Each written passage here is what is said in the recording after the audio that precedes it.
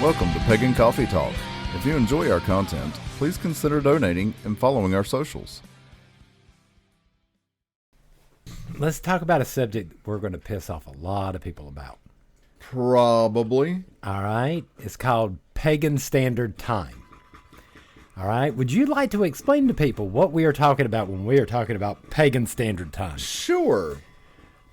Have you ever been to a public ritual and they say this class is going to happen at this hour, or ritual starts at 7, or this event will start at this time. Right. And then an hour and a half, 2 hours later, things are finally getting started. Maybe. That's Pagan Standard Time. All right. And I think this applies to not only events and stuff like that, but it also applies to, I see it rolling over into people's lives as well. Yeah. We'll get to that. Yeah. Well, I mean, again, and I'm not excusing us either, because again, setting up like first degree classes, it is hard to do when you're sitting there and you get a new student, interview them, and then a month later, somebody else goes, "Oh, I want to start." Right. You know, and then the next month you got another person, "Oh, I want to start," and you want to kind of cram these people all into one class. You do, and it's hard to. So this is not the pagan. This is not Pagan Standard Time as far as I'm concerned, because that's that's a logistics and getting everybody on the same page. Okay, but that's one side of this. Right. It could be perceived as Pagan Standard Time because people don't see the other side of what's going on. Right. And this brings a whole nother realm to this conversation. Yeah. That people don't think about, because sometimes it is nothing but logistics. That is the holdup. Right. I mean, we're not talking about anything fancy or anything like that. Now, again, don't get me wrong. There are some people who don't start ritual until the spirit moves them. Right. I mean, I don't know how to explain that. They could be sitting there for full moon and waiting until the mood hits, and could be. But here's what makes all this bad is people have lives. Yep. People plan things. Yep. It is so freaking common in the pagan community at large.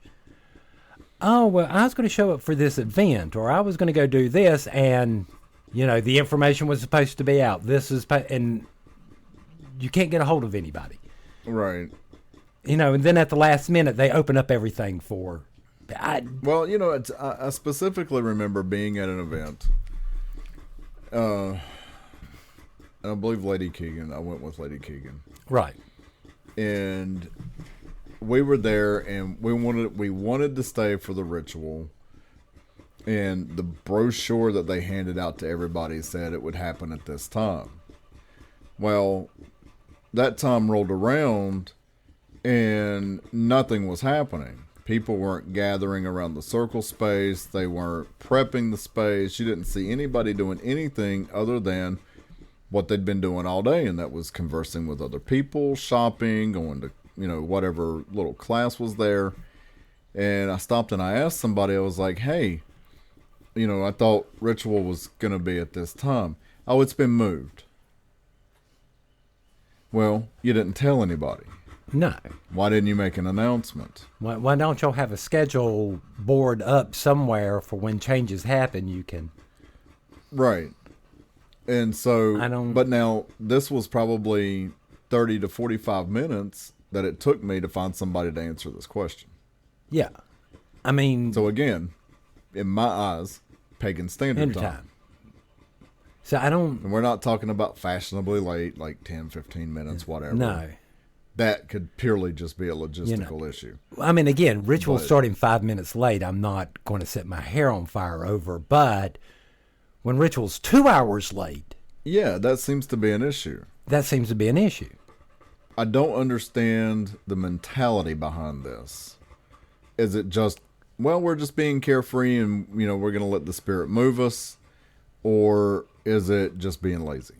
Well, I mean, that's kind of like, I've heard of temples where people show up for ritual and the high priestess apparently was sick and then told everybody to just go home.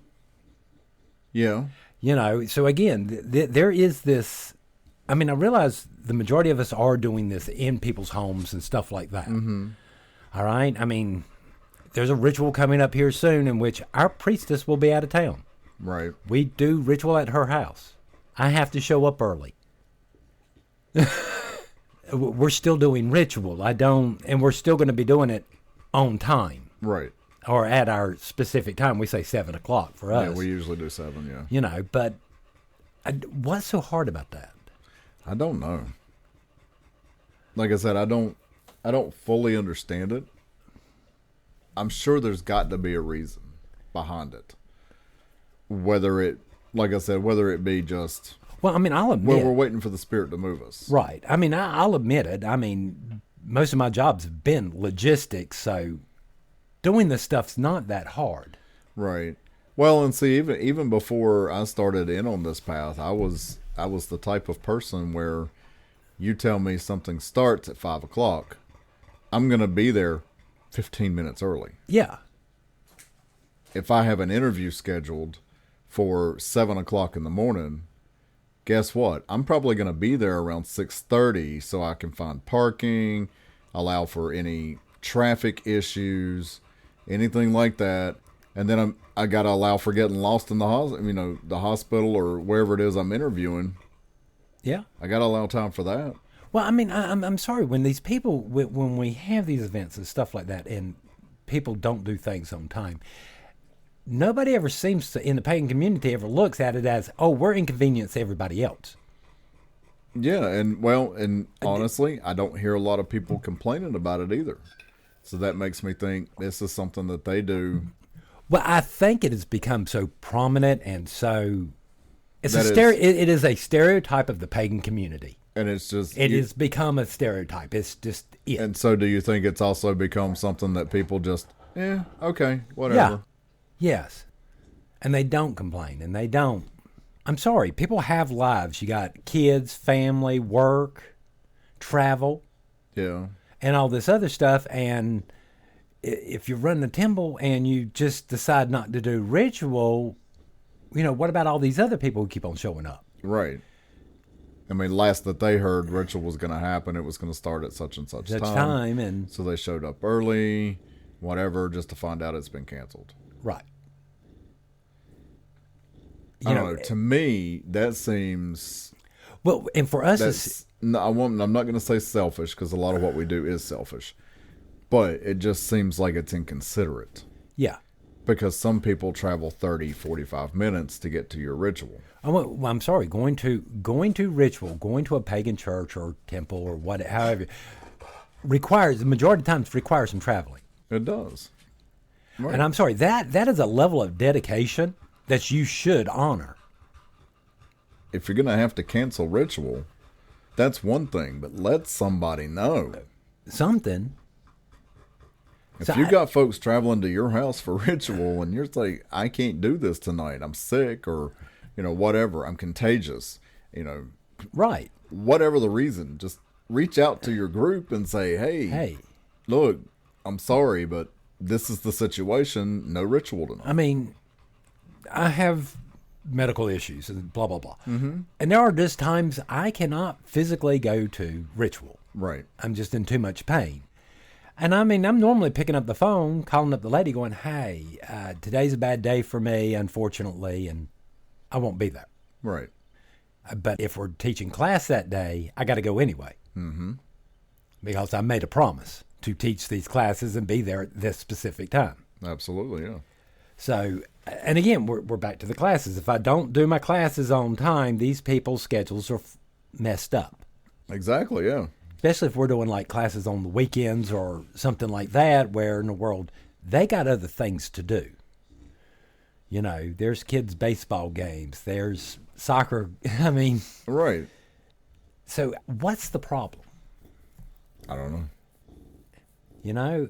Is this something that we got started in the habit of and we just continue to do it to this day? Or Probably. I mean, it just seems like people are just so nonchalant about it. And I think that needs to change. If we really want to convey a positive image about, towards paganism, then we need to be, not saying we need to be completely structured.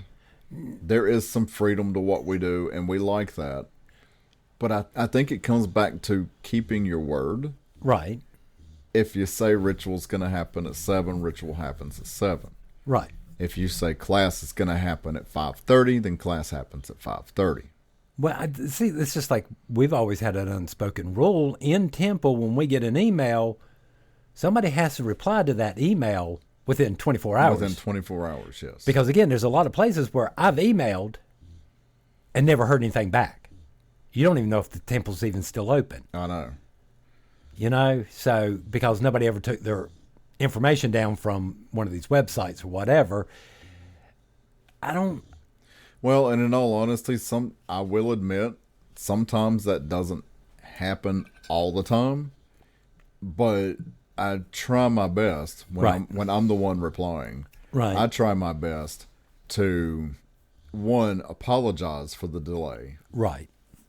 Not trying to make excuses, but just saying, hey, look, I didn't get back to you in a reasonable amount of time, and I apologize for that.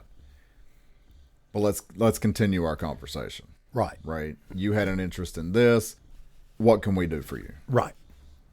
But I do my best, and that's the promise that I've made to myself and to the coven. I do my best to respond within that 24 hours. Right. But again, it's considerate. It's considerate. I mean, any response, you know, because there's right. It could be anything. Hey, I'll get back to you.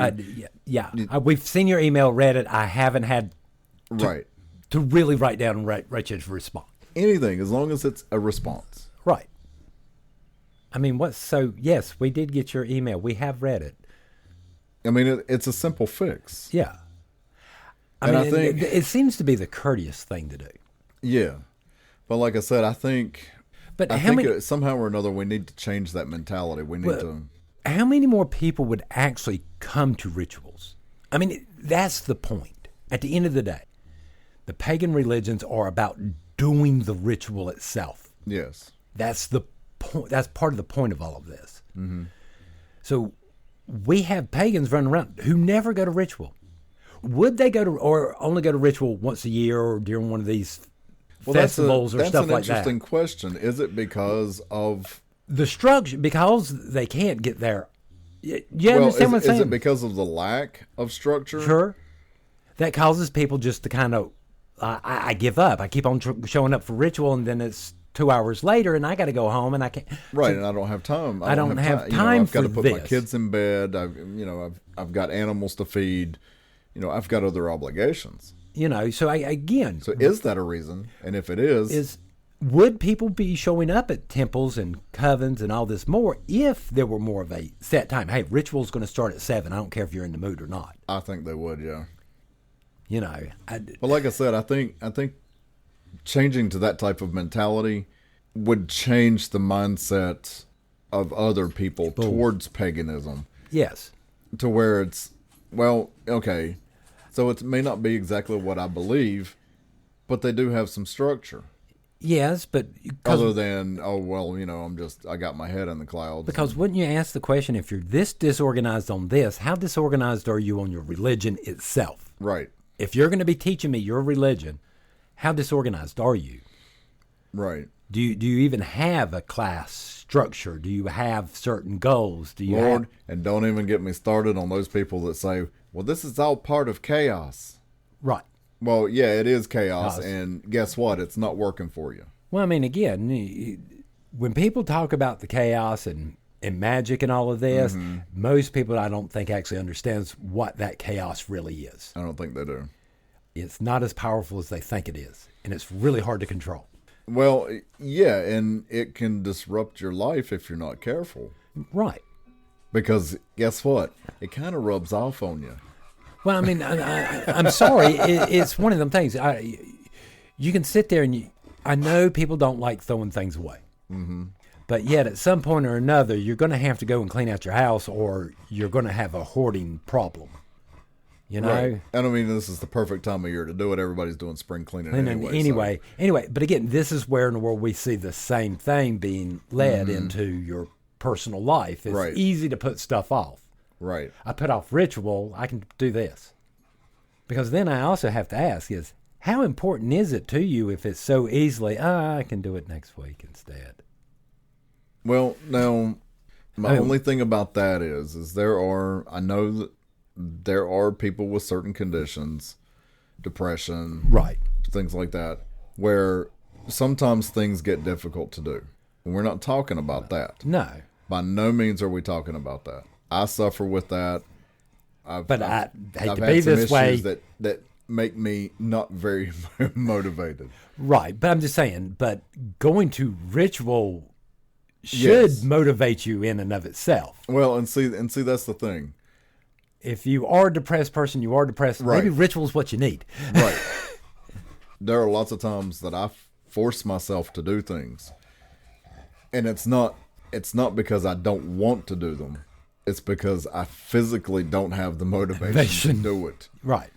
And I have to force myself to do it. And I always, especially when it comes to ritual, class, anything coven related, anytime that happens, I always feel better.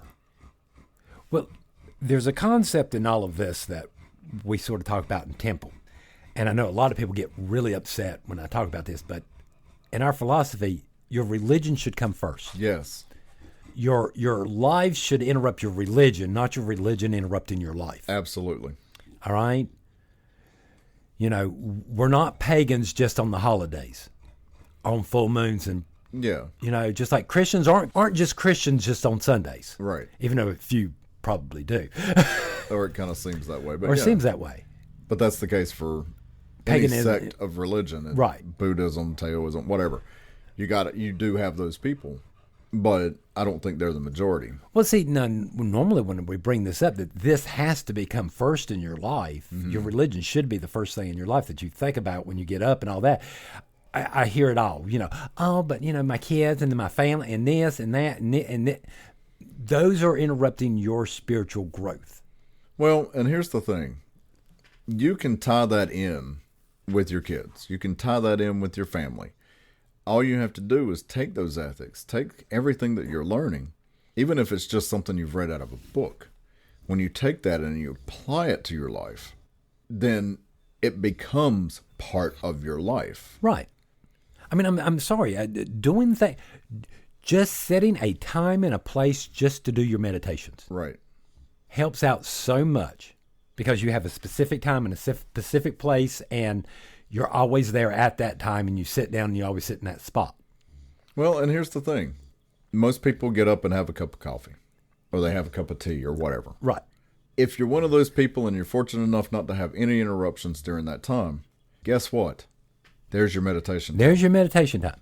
Do a simple affirmation in the mornings. And look. It's that simple to tie it into your life. And again, just do it. 5 minutes is better than no minutes. Right. You know, 2 minutes, 1 minute is better than no minutes. It's a problem in the pagan community. I'm not sure how we stop it, but to at least start the conversation. Can we stop this whole pagan standard time crap? Right. And start taking our religion serious? It would be nice. It would. It would be nice. I don't know how we're going to change it, though. If you got any suggestions, please submit those. We'll talk about them in another episode. How about that? Sounds good. Just, I mean, you want some coffee? I want some coffee. Thanks for listening. Join us next week for another episode. Pagan Coffee Talk is brought to you by Life Temple and Seminary. Please visit us at lifetempleseminary.org for more information, as well as links to our social media: Facebook, Discord, Twitter, YouTube, and Reddit. We travel down this trodden path, a maze of stone and mire. Just hold my hand as we pass by a sea of blazing pyres. And so it is the end of our days, so walk with me till morning breaks. And so it is the end of our days, so walk with me till morning.